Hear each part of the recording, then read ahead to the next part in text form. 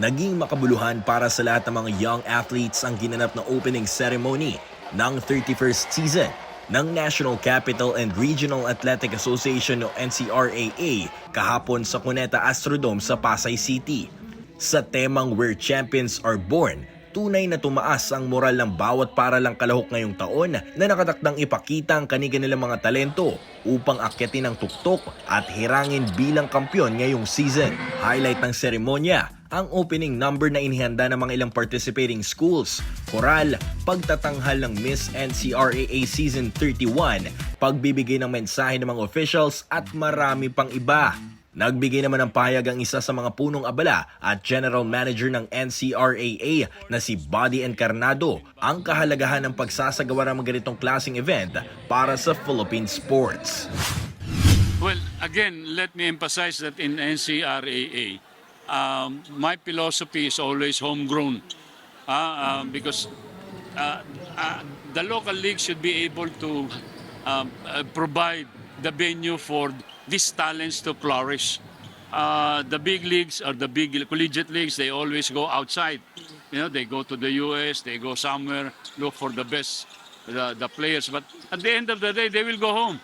But if we try to look for the basketball nook and cranny in the Philippines, we will be able to provide more new faces into Philippine sports, collegiate sports.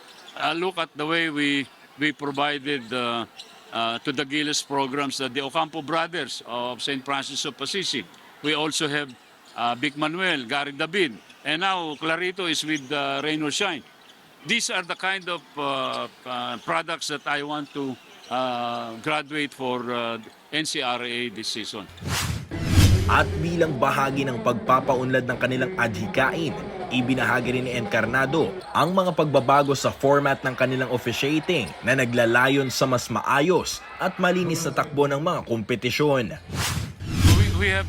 We have adopted so many things. For example, yung referee substitution, we will be adopting that as well. So right now we have 4 referees at any given time.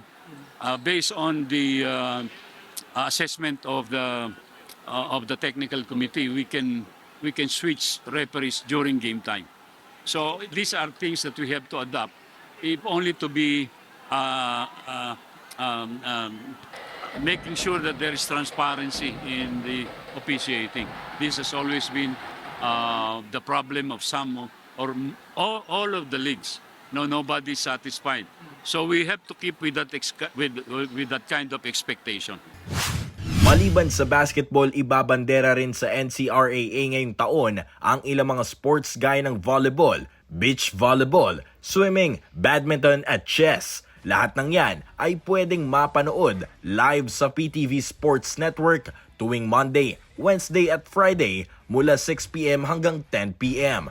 Paulo Salamatin para sa Atletang Pilipino, para sa Bagong Pilipinas.